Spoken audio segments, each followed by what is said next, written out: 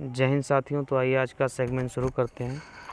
आज के सेगमेंट में जो फैमिली ट्री हमारा सीरीज चल रहा है उसके अंतर्गत देखते हैं जो ठाकरे हैं उनकी जनरेशन देखते हैं और उनका जो पॉलिटिक्स में एंट्री है वो कैसे हुआ और ये इसके पहले वो क्या करते थे, तो उसके बारे में ही आइए देखते हैं। जो महाराष्ट्र में परिवार है वो ठाकरे का एक तरह से कितना दबाव रहता है वहाँ पर, और जो शिवसेना है वो कैसे इवॉल्व हुई और कैसे कैसे कौन कौन से हैं इसमें किरदार हैं, उसके बारे में आइए देखते हैं।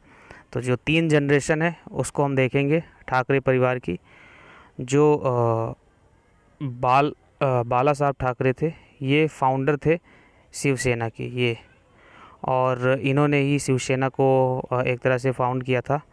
ये देखिए, फाउंडर ऑफ शिवसेना। इनके जो बेटे हैं वो हैं उद्धव ठाकरे, और जो नेफ्यू हैं, भतीजे हैं इनके भाई के जो बेटे हैं वो हैं राज ठाकरे। ये इनकी एमएनएस है, अलग पार्टी है इनकी, महाराष्ट्र नवनिर्माण से समिति करके है एमएनएस।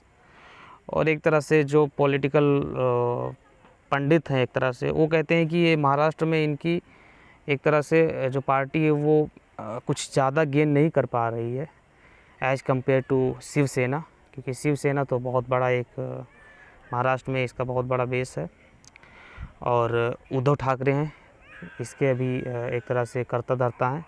इनके जो बेटे हैं आदित्य ठाकरे वो चला रहे हैं अभी आगे, अभी एंट्री किए हैं अभी इस इलेक्शन में। जो असेंबली का इलेक्शन भी था उसमें भी ये थे, तो इनका भी एक तरह से, और ये अभी एमएलए हैं अभी इस समय। और जो पॉलिटिक्स है तो अब हो सकता है अगले ये आगे अगर कभी दौर आए तो ये भी सीएम बनना तो चाहते ही हैं कि सीएम रहें अपने पिताजी के बाद में। तो इस तरह से है, ये पूरा एक तरह से फैमिली था, और फैमिली में जो तीन जनरेशन थी उसी के बारे में था।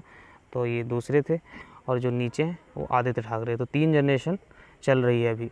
और जो बाला साहब ठाकरे हैं ये पहले एक तरह से इन्होंने ये कार्टूनिस्ट थे, और इनके ऊपर एक मूवी भी बनी है, अभी 1-1.5 साल हुआ है रिलीज़ हुए। नवाजुद्दीन सिद्दीकी ने इनका रोल एक तरह से किया है फिल्म में, और बहुत ही संजीदा रोल किया है, क्योंकि वो लगते भी हैं उसी तरह से है जिस तरह से इनका जो शरीर का जो बॉडी लैंग्वेज है, जो इनकी बॉडी की भाषा है, उस भाषा में वो उतर गए हैं। क्योंकि ये भी थोड़ा सा उस तरह के स्ट्रक्चर में है, बॉडी शेप में है, और उसी शेप में नवाजुद्दीन सिद्दीकी आए हैं, और बहुत ही बेहतरीन उसमें अंदाज में। आप एक बार देखें उसको ज़रूर, यूट्यूब पर भी है, और वैसे भी आप जिस तरह से भी देखना चाहें तो आप देख सकते हैं।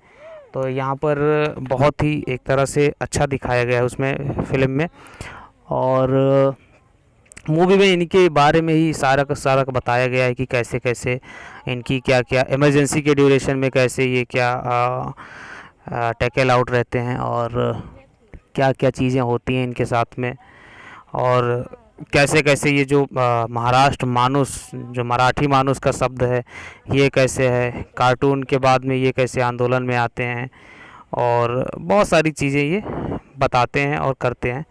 तो एक तरह से ये अपने आप को महाराष्ट्र में, क्योंकि इमरजेंसी की ड्यूरेशन में ये गिरफ़्तार नहीं होते हैं, तो इनके पास में रीच तो रहती है, पॉलिटिकल रीच बहुत ज़्यादा रहती है महाराष्ट्र में, और एक तरह से इनका वोट बेस भी ज़्यादा रहता है।